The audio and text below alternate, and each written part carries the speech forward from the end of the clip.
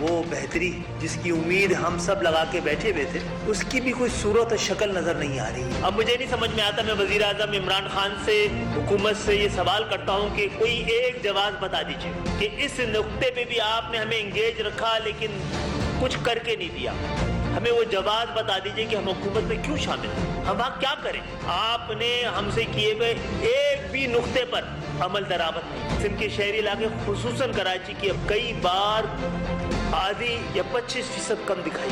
ہم اس حکومت میں شامل ہو رہے تھے تو ہم نے اپنا پہلا نقطہ ہی یہ مردم شماری رکھا تھا۔ مجھے لگتا ہے کہ پی ٹی آئی کو یاد ہی نہیں رہتا کہ اس وقت کراچی میں سب سے بڑا مینڈیٹ اس کے۔ السلام علیکم، میں ہوں انوار خاور، پروگرام میں خوش آمدید۔ آج پروگرام میں سب سے پہلے ہم بات کریں گے موجودہ حکومت کی مشکلات کے حوالے سے۔ مختلف پارٹیز کے اتحاد پر کھڑی حکومت 11 پارٹیز کے اتحاد پی ڈی ایم سے نمٹنے میں نابرد آزما ہے۔ نہ صرف اپوزیشن میں بلکہ حکومت کے اتحادیوں میں بھی سیاسی گہما گہمی تیز ہونے لگی ہے، جوڑ توڑ کے تجزیے ہر زبان پر، مگر حکومت کے اتحادی کبھی خفا تو کبھی وعدے پورے نہ ہونے پر علیحدگی کی دھمکیاں دیتے نظر آ رہے ہیں۔ آج اسلام آباد میں وفاقی وزیر برائے انفارمیشن ٹیکنالوجی سید امین الحق کے ہمراہ پریس کانفرنس کرتے ہوئے ایم کیو پاکستان کے کنوینر خالد مقبول صدیقی نے شکووں کے انبار لگا دیے۔ اتحادی ہونے کے باوجود اپوزیشن جیسے رویے اور شکوے ان کی زبان پر تھے۔ کنوینر ایم کیو پاکستان کا کہنا تھا کہ پاکستان کی بہتری کی جو امید ہم لگا کر بیٹھے تھے وہ نظر نہیں آئی۔ اگر جمہوریت کے ثمرات سے پاکستان کے عوام مستفید نہ ہو تو وہ بے معنی ہے۔ جو معاشرہ مردم شماری ہی صحیح نہ کر سکے وہ مردم شناسی کیسے کر سکتا ہے؟ ہر مردم شماری میں سندھ کے شہری علاقوں کی آبادی 25% کم دکھائی دی۔ اس حوالے سے ہمارے خدشات درست ثابت ہوئے۔ ہم مردم شماری سے قبل ہی عدالتوں میں چلے گئے تھے اور ہم نے حکومت میں اسی بنیادی نقطے پر شمولیت اختیار کی، لیکن وفاقی حکومت نے ایم کیو ایم کے خدشات کے باوجود مردم شماری کو منظور کر لیا ہے۔ رہنما ایم کیو ایم نے کہا کہ وزیر اعظم نے ہم سے کیے گئے ایک وعدے پر بھی عمل نہیں کیا۔ ہمیں بتایا جائے کہ ہم حکومت میں کیوں ہیں، بتایا جائے کہ ہم منتخب ایوانوں سے بھی باہر آ جائیں۔ کیا ہر حق کے لیے فیصلہ سڑکوں پر ہوگا؟ وزیر اعظم کے فیصلے کے بعد سندھ کے شہری علاقوں کے لوگ مایوس ہیں۔ ایسا نہ ہو کہ سندھ کے شہری علاقوں کے لوگ سیاسی لا تعلقی کا اظہار کر لیں۔ Convener M Q M Pakistan نے یہ بھی کہا ہمارے ایک مطالبے پر بھی عمل نہیں ہو رہا، یہ ہمارے مطالبے نہیں حکومت کے وعدے ہیں۔ دھاندلی شدہ مردم شماری کی تحقیقات کے لیے جوڈیشل کمیشن بنایا جائے۔ ابھی ہم حکومت کے ساتھ کھڑے ہیں لیکن ہمارے پاس حکومت سے علیحدہ ہونے کا بھی آپشن موجود ہے۔ اب سڑکوں پر عوام کا مقدمہ رکھنے کے علاوہ کوئی راستہ نہیں بچا۔ کنوینر ایم کیو ایم نے کہا کہ حکومت میں رہ کر احتجاج کا آپشن استعمال نہیں ہو سکتا۔ مردم شماری منظوری کے بعد ہمارے پاس آپشن ختم ہو گیا ہے۔ یہ ہمارے لیے زندگی اور موت کے مسئلے سے بڑھ کر ہے۔ جب مردم شماری ٹھیک نہیں ہوئی تو ہمارے حقوق کا کیا خیال رکھا جائے گا؟ مردم شماری نے سندھو دیش پر مہر لگا دی ہے۔ سندھو دیش بن چکا ہے، بس اس کا اعلان باقی ہے۔ ایم کیو ایم کے یہ شکوے اور ناراضگیاں اس وقت سامنے آنا حکومت کے لیے کسی نئے سیاسی بحران کو کھڑا کر سکتا ہے یا نہیں، یہ تو آئندہ وقت ہی بتائے گا، مگر ایم کیو ایم کا حکومت سے ناراضگی کا یہ پہلا موقع نہیں۔ اس سے قبل رواں سال کے آغاز میں بھی دوریاں پیدا ہو چکی ہیں۔ انتخابات کے فوری بعد حکومت اور ایم کیو ایم کے درمیان اتحاد کے 2 معاہدے ہوئے جس میں ایم کیو ایم نے مطالبات اور اپنے مسائل پیش کیے تو حکومت کی جانب سے مطالبات کو پورا کرنے کی یقین دہانی پر ایم کیو ایم نے حکومت میں شامل ہونے کا معاہدہ کر لیا، جس کے بعد خالد مقبول صدیقی کو وفاقی کابینہ میں وزارت دی گئی اور ان کی وزارت کے ساتھ ہی فروغ نسیم کو وزارت انسانی حقوق بھی دی گئی۔ فروغ نسیم کو وزارت ملنے پر کنوینر کی جانب سے سخت رد عمل آیا، جس کے بعد خالد مقبول صدیقی نے پریس کانفرنس کرتے ہوئے شکوہ کیا کہ ہم نے 2 وزارتیں مانگی تھیں، جب فروغ نسیم کو وزارت دینا حکومت کا اپنا فیصلہ ہے اور وزارت دینے کا مقصد حکومت کے کیسز لڑنے کے لیے ایک اچھا وکیل ہائر کرنا ہے۔ تو وزارت قانون اور انصاف مانگی تھی، نہ ہی جو ہم نے 2 نام دیے تھے اس میں فروغ نسیم بھائی کا نام شامل تھا، لیکن ہمیں یہ بتایا گیا کہ حکومت پاکستان میں جمہوریت، قانون، انصاف اور احتساب کے عمل کے لیے ان کو فروغ نسیم کے جیسا ایک وکیل کی ضرورت ہے۔ میرے وزارت میں بیٹھنا جو ہے ایک طرح سے بہت بڑا ایک سوال ہی ہے نا کہ اس کا کوئی فائدہ ہی نہ ہو۔ اور ساتھ ہی حکومت سے علیحدگی کا بھی کہا، جس کے بعد جہانگیر خان ترین کی قیادت میں حکومت کی جانب سے ایک وفد بہادر آباد گیا جس نے ایم کیو ایم کے مطالبات کو پورا کرنے کی یقین دہانی کروائی اور مل کر ساتھ کام کرنے کا عزم کیا، جس کے بعد برف پگھلنے لگی۔ حکومت میں واپسی کے معاملات طے پا گئے۔ جس کے بعد حکومت گورنر سندھ کی جانب سے کہا گیا کہ کراچی کے لیے ہم نے 7 ارب کے فنڈز جاری کر دیے ہیں اور 1 ارب حیدرآباد کے ترقیاتی کاموں کے لیے میئر کو دیں گے۔ فنڈز کے اجرا کے بعد ایم کیو ایم کی حکومت سے ناراضگی کے موقف میں نرمی آئی اور واپس ایوان میں جانے کا فیصلہ کیا گیا، اور اب سال کے آخر میں حکومت کی جانب سے مردم شماری کے نتائج کو قبول کرنے پر ایم کیو ایم اختلافی نوٹ جمع کروا چکی اور وفاقی وزیر امین الحق نے دوبارہ سے مردم شماری کو مطالبہ کیا ہے۔ وفاقی کابینہ نے ایم کیو ایم کا اختلافی نوٹ شامل کر کے مردم شماری پر وزراء کی رپورٹ منظور کر لی، جس کے جواب میں ایم کیو ایم کی جانب سے ایک بار پھر حکومت چھوڑنے کی دھمکی سامنے آئی۔ کیا اس بار ایم کیو ایم سنجیدہ ہے؟ اس بار بھی حکومت کی جانب سے کوئی وفد ایسا تشکیل دیا جائے گا جو دونوں اتحادیوں کے درمیان معاملات طے کر پائے گا؟ اس پر بات کریں گے۔ ہمارے ساتھ موجود ہیں ایم کیو ایم کے رہنما خواجہ اظہار الحسن اور پاکستان تحریک انصاف کے رہنما اپوزیشن لیڈر سندھ فردوس شمیم نقوی۔ فردوس صاحب، بہت شکریہ آپ کے وقت کے لیے۔ ایم کیو ایم کے اعتراضات ہم دیکھ رہے ہیں کہ سامنے آ رہے ہیں۔ 2017 کی مردم شماری کی بات کریں تو کراچی کی جو آبادی اس میں تھی وہ 1.5 کروڑ کی تھی۔ ایم کیو ایم یہ کہتی ہے کہ کراچی کی آبادی 3 کروڑ ہے، اور سندھ کی جانب سے بھی یہ الزام لگایا جاتا ہے کہ جو قومی مالیاتی ایوارڈ میں سندھ کا حصہ ہے اسے کم کرنے کے لیے آبادی کو کم شو کرایا گیا۔ پہلی چیز جو ہے میں سمجھتا ہوں کہ یہ اعتراض سب کا ہے کہ 2017 کی مردم شماری ٹھیک نہیں، لیکن مردم شماری کوئی اتنا آسان کام بھی نہیں۔ الیکشن ہوئے 2018 میں، جس کے بعد جو ملک کو مسائل سامنے تھے اس کی پرائیٹائزیشن میں مردم شماری کافی نیچے آتی تھی۔ پہلے ملک کو ڈیفالٹ سے بچانا تھا، اس کے بعد کووڈ شروع ہوا ہے جی، جب اتنا عرصہ گزر جاتا ہے تو اسٹیٹسٹکلی جو 5% کا وعدہ تھا چیک کرنے کا وہ معنی خیز نہیں رہتا۔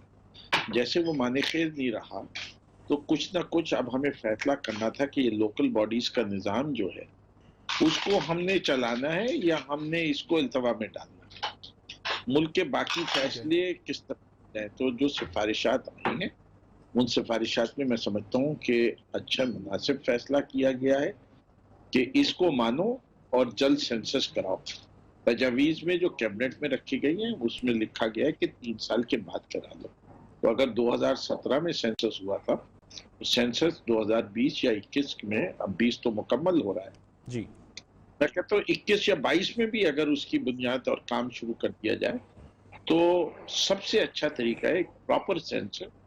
اس سے کہ پچھلی دفعہ بھی بڑا ساری پارٹیوں نے یہ بات کہی تھی کہ سینسس جو ہے وہ 1 دن ہونا چاہیے، خاص طور پہ سندھ کے اندر، بیکاز اس میں ہمیشہ مسئلہ رہا ہے۔ جب بھی آپ رورل ایریا اربن ایریا کا ووٹ کاؤنٹ آتا ہے، رورل ایریا کا ووٹ کاؤنٹ اس کے لحاظ سے ایڈجسٹ کر دیا گیا ہے۔ ہم نے ہر سینسس میں یہ دیکھا ہے، اس لیے ہم سمجھتے ہیں کہ سندھ کا کم سے کم سینسس جو ہے چاہے اربن اور رورل جو ہو وہ سائملٹینیسلی ہونا چاہیے، یا ایک ڈسٹرکٹ وہاں کی ہو، ایک ڈسٹرکٹ یا 2 ڈسٹرکٹ اربن کی ہو۔ ایسا فارمولا ہونا چاہیے جس سے وہ مینیپولیٹ نہیں کیا جا سکے۔ اس سے کہ ایشو کیا ہے، کراچی وہ شہر ہے جس کے اندر بہت ساری ایسی آبادی ہے جس کے 2 گھر ہیں، ایک وہ کہتے ہیں اپنا آبائی گھر اور وقت وہ گزارتے ہیں کراچی، اور ہم سمجھتے ہیں کہ جو شخص بھی 6 ماہ سے زیادہ اس شہر میں رہتا ہے اس کا پتہ کراچی ہونا چاہیے کہ کراچی کو اس کے لحاظ سے ریسورسز ملے۔ یہ جو ڈیول رجسٹریشن ہے کہ لوگ اپنے آپ کو رجسٹر کرا لیتے ہیں اندرون سندھ میں یا اندرون سادن پنجاب میں یا کے پی کے اندر، اس سے کہ لارجسٹ آبادیاں ہیں یہ، تو شہر کراچی اپنی جائز ریسورسز سے محروم ہوتا ہے۔ اور اس حد تک ہم بڑے کلیئر ہیں کہ کراچی کے اندر ہر اس شخص کو گنا جائے جو کہ یہاں رہتا ہو، چاہے اس کے اندر افغان ہو، چاہے اس کے اندر بنگالی ہو، چاہے وہ بہاری ہو، چاہے ایرانی ہو، چاہے وہ کسی بھی نیشنلٹی سے۔ ٹھیک ہے خواجہ اظہار الحسن صاحب، آپ یہ فرمائے گا کہ مردم شماری میں آپ کو کیا لگ رہا ہے، کیا مسائل ہیں جن کی وجہ سے آپ اس کو قبول نہیں کر رہے؟ سب سے پہلی چیز تو بہت شکریہ آپ کے 8.5 منٹ کے انٹرویو میں جی، ہر سوال کا آپ کیا ماشاءاللہ سے، اور ہمارے ٹائمنگ وائز آپ نے پاکستان کی عوام کو دکھا بھی۔ تو اب یہ بات سچا ہے کہ پہلی دفعہ ہم نے ریزائن کیا اور اس کے بعد پھر جہاں جہاں کراچی बताती है एम के एम और कराची लाजिम मलजूम इस तरह है कि ये शहर लिबरल से पढ़े लिखे लोगों का शहर है। ये किसी की राजधानी या जाती कंस्टिट्यूएंसी क़याम पाकिस्तान के बाद से आज तक किसी की नहीं। ये या तो लियाकत अली खान की कंस्टिट्यूएंसी थी या मोहतरमा फातिमा या गरीब मुतवस्सित तबके जो कराची से मौजूद हैं। तो ये किसी अपना माइक जरा अपने करीब कर लीजिएगा, आपकी आवाज में डिस्टॉर्शन आ रही है। तो ये किसी वडेरे जागीरदार की तो कंस्टिट्यूएंसी है नहीं। तो यही वजह है कि कराची में की तवज्जो होती नहीं, क्योंकि हुकूमतें आनी है उन्हीं सरमायादार वडेरे जागीरदार और फ्लोर क्रॉसिंग करने वाले लोगों। तो जब पीटीआई की हुकूमत आई, हमें ये उम्मीद होती कि चले जी हमसे ज्यादा मैंडेट मिल गया, दिलवा दिया, एक बहस अलग है। कम से कम आप हमारे उस दर्द को समझेंगे और हमारे काट में नुक्ता नंबर 1 कि भाई हमारी आबादी, अच्छा हमारी आबादी सही करने का हमारा मुतालबा ये हमारे लिए नहीं, ये पूरे सूबों का मुतालबा है। कहते हैं ना कि सबसे ज्यादा पख्तूनों का शहर है, आप कहते हैं सबसे ज्यादा यहाँ पंजाब के बिजनेसमैन है, आप कहते हैं जनाब कि यहाँ पर रोजगार के लिए आता है, इंटीग्रेशन पे आता है, और इस शहर को गिनने में आप गलती कर दें तो फिर आप पानी पे शोर करें। लेकिन एक बात मैं कहना चाहता हूँ, ये एमकिम इसमें कोई मफाद, 2 वजारतों का काटा, ठीक है, दूसरी वजारत पर बाहर ना आज हम मुतालबा करें। हम ये कह रहे हैं कि भाई आप सही मिलें तो हमारी सिंध में मौजूद वडेराना मरूद से जान छूट जाएगी। ख्वाजा साहब आपका पॉइंट एक बार फिर से लेंगे, आपके माइक का इशू है। फिरदौस साहब अब ये फरमाइएगा कि होना तो ये चाहिए था कि 2018 के इलेक्शन के हवाले से कराची में पीटीआई ने भी ज्यादा सीट्स ली थी, इस पर भी बात करते हैं, ब्रेक लेते हैं, ब्रेक से वापस आते हैं।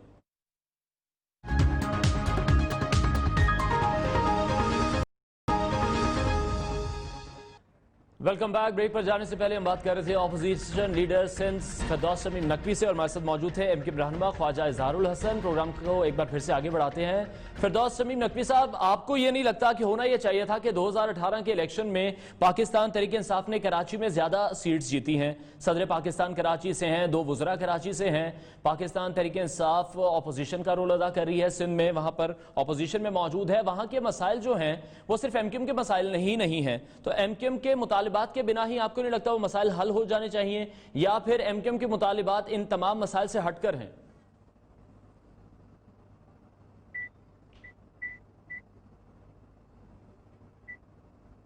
जी फिरदौस शमीम नकवी साहब। जी मुझसे आपने सवाल पूछा है, आपकी आवाज कट रही थी, लेकिन जितना मुझे समझ में आया, देखिए शहर कराची के और सूबे सिंध के मसाइल अपनी जगह हैं, उसका किसी जमात से ताल्लुक नहीं है।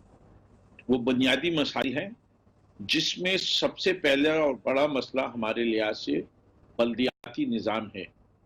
इस सूबे के अंदर devolution of power to the third tier of government नहीं हुई है, और जो उन्होंने टूटा फूटा 2013 का निज़ाम दिया था वो बिल्कुल नाकारा निज़ाम है, वो खुद भी अब मानते हैं जी। वो लोगों के जो ज़रूरियात हैं उसके लिहाज से डिलीवर नहीं कर सका। न सिंध के शहरों के अंदर बेसिक एमिनिटीज़ नहीं है, और ख़ास तौर पे बड़े शहरों में तो बिल्कुल ही नहीं है। और इसका अजाला पिछले 13 साल में पीपल्स पार्टी की हुकूमत कर ही नहीं सकी। उनको ये भी नहीं पता कि इसका अजाला कैसे किया जाए, उनको कोई आइडिया नहीं है, कोई विजन नहीं है, कोई उनके पास प्लान नहीं है कि हम ये कैसे करेंगे, ना उनके पास इसके लिए कोई विल है। सबसे बड़ी दुश्मन जमात अगर कोई है सूबे सिंध के लिए, मैं समझता हूं वो पाकिस्तान पीपल्स पार्टी है, जिसने 13 साल में उनकी डिलीवरी बाकी सूबों के मुकाबले में जो भी हुकूमतें थी सबसे पुअर रही, चाहे उसके अंदर पीएमएलएन की गवर्नमेंट पंजाब में हो या केपी में पीटीआई और उससे पहले की गवर्नमेंट हो। अगर आप ये देखें कि इन 13 साल में बाकी सूबे कहां पहुंचे और सिंध कहां पहुंचा है, तो जो बात मैं कह रहा हूं वो आप उसके ऊपर आपको एग्री करना पड़ेगा। तो मैं समझता हूं कि ठीक है ख्वाजा साहब, ये फरमाएगा कि एमक्यूएम हमने देखा इससे पहले भी वजारतों के मामले पर हुकूमत से नाराज हुई है, जिसके बाद मना लिया गया, और अब भी कोई ऐसी ही सूरत हाल है।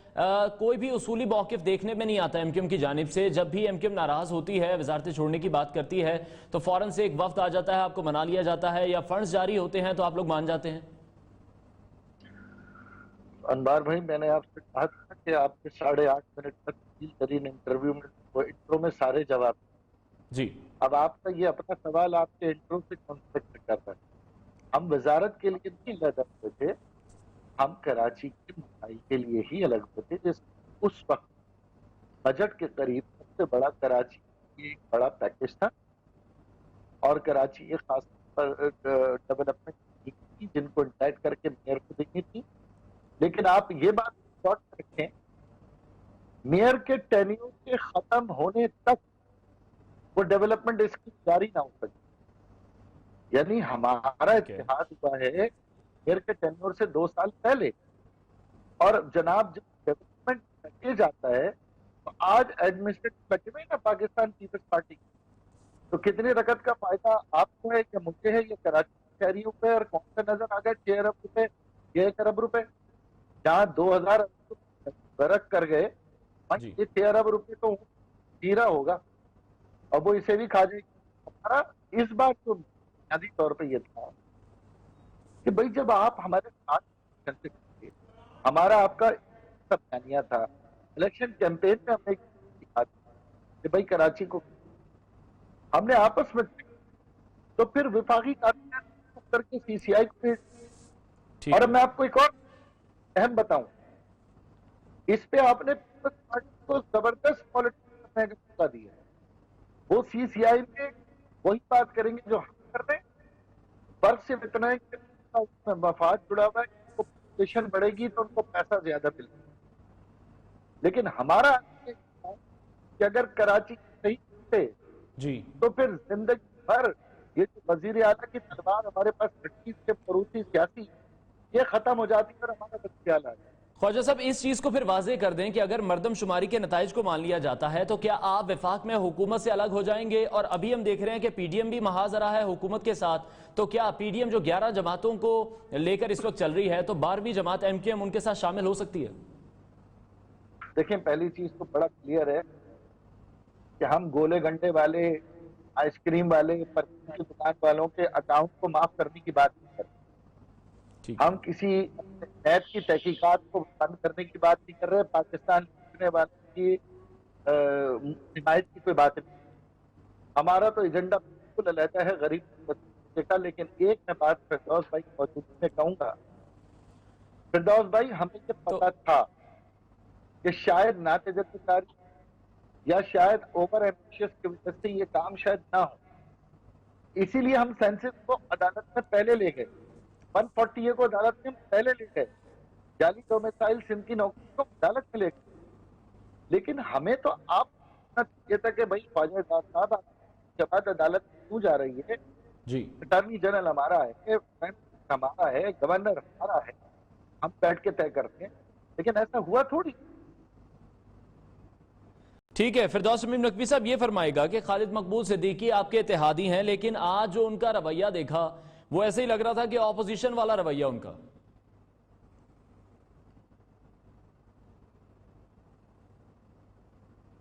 जी नकवी साहब,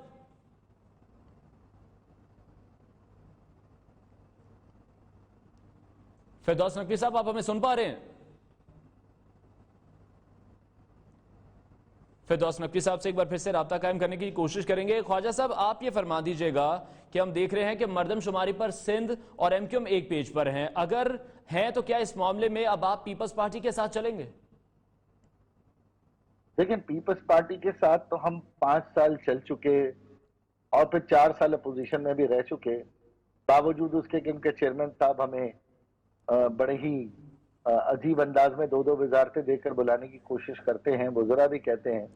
लेकिन हमारा पीपल्स पार्टी से मिलना या ना मिलना इस बुनियाद पे थोड़ी है कि हमें कोई वजारत चाहिए। पीपल्स पार्टी आज से कराची के लिए, सिंध के शहरी इलाकों के लिए तरक्याती काम करना शुरू कर दे। जो एनएफसी की बुनियाद पे आप कहते हैं ना कि सिंध कमा के देता है, भाई वो सिंध नहीं कमाता, सिंध का दारुल खिलाफा, पाकिस्तान का माशी दारुल खिलाफा भी तो कमाता है, उसको कौन देगा?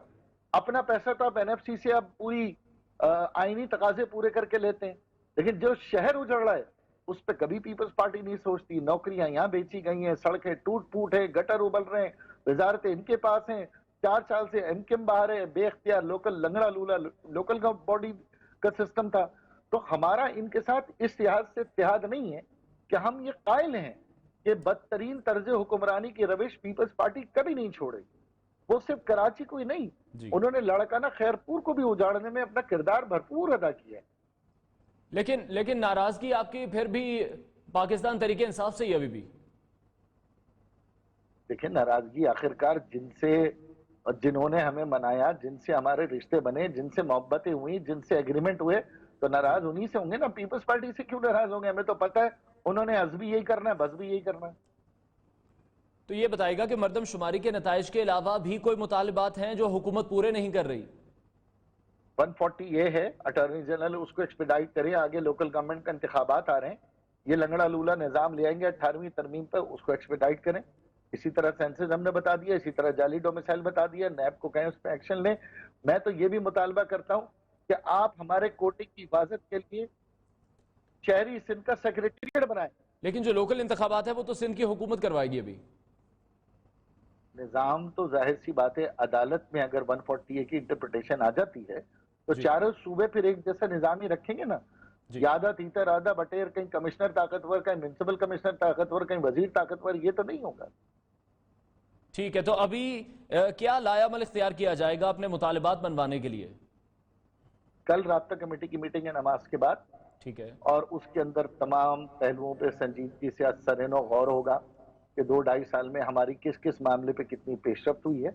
उसके बाद हम एलानिए से मीडिया ठीक है। फिरदौस तमीम नकवी साहब, अगर आप हमें सुन पा रहे हैं तो बताइएगा, खालिद मकबूल सिद्दीकी को हमने आज देखा बात करते हुए, आपके इत्तेहादी हैं, लेकिन उनके रवैये से ऐसा लग रहा था कि वो अपोजिशन लीडर हैं और हुकूमत से काफी नाला हैं।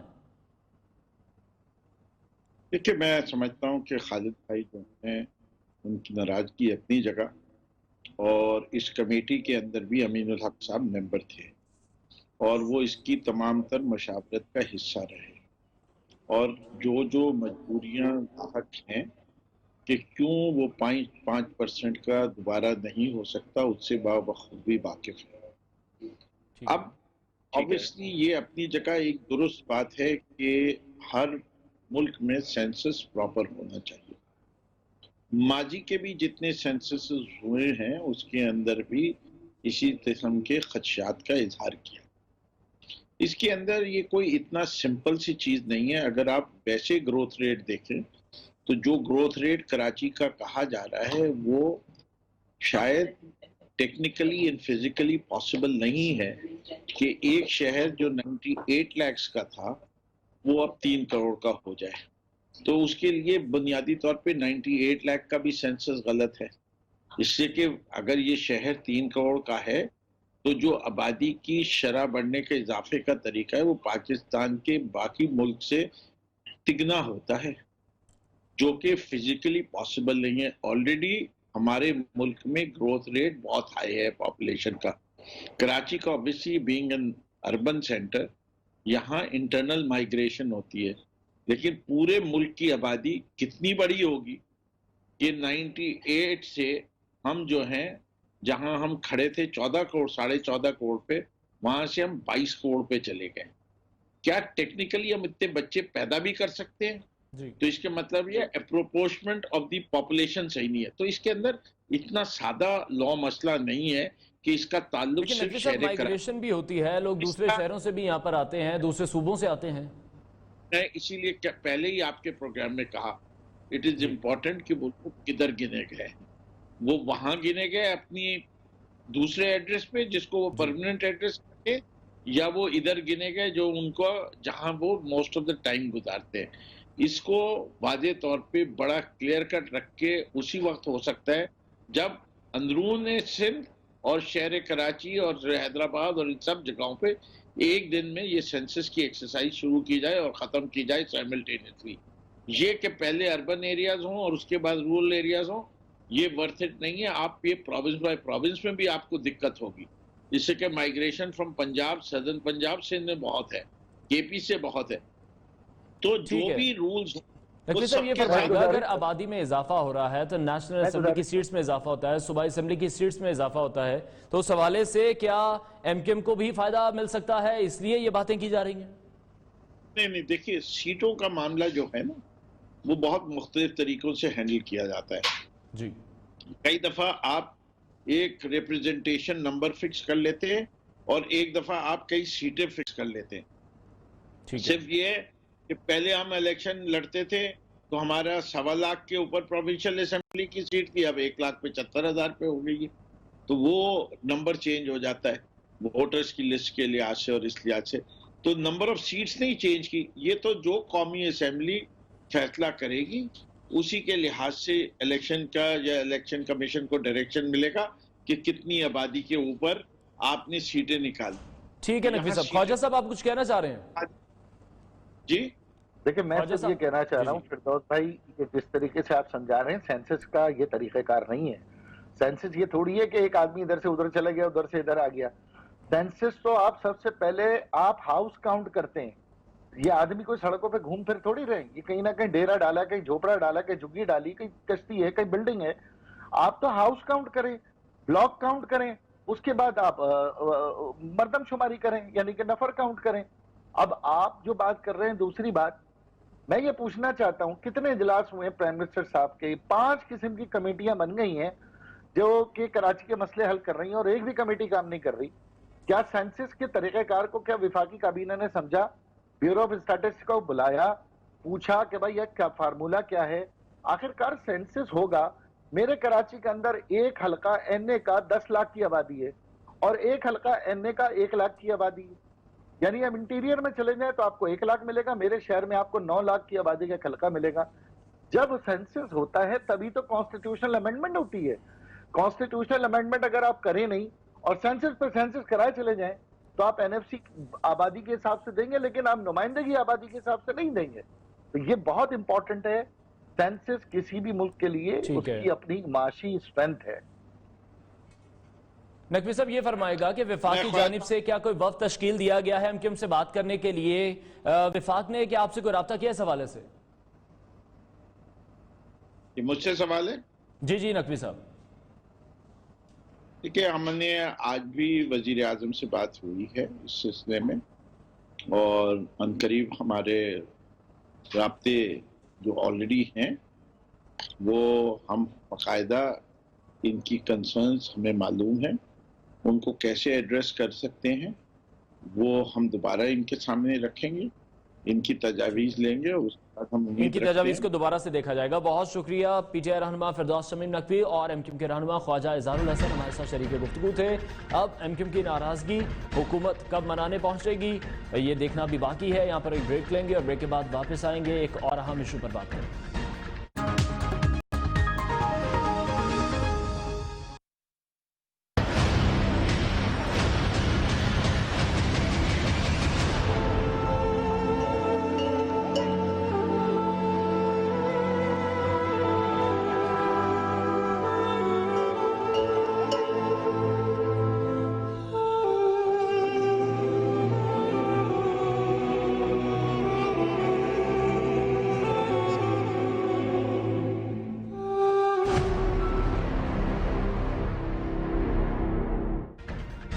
Welcome back. وزیر اعلیٰ سندھ سید مراد علی شاہ نے کہا ہے کہ صوبہ سندھ کا موازنہ عالمی سطح پر دنیا کے دیگر ممالک کے ساتھ کیا جاتا ہے. وہ صوبہ ہے جس کو انٹرنیشنلی ملکوں کے ساتھ گریڈ کیا جاتا ہے. صوبہ سندھ کو جب یہ پبلک پرائیویٹ پارٹنرشپ کا انالیسس کرتے کہتے ہیں کہ یہ صوبہ سندھ ایک الگ ملک کی طرح ہے.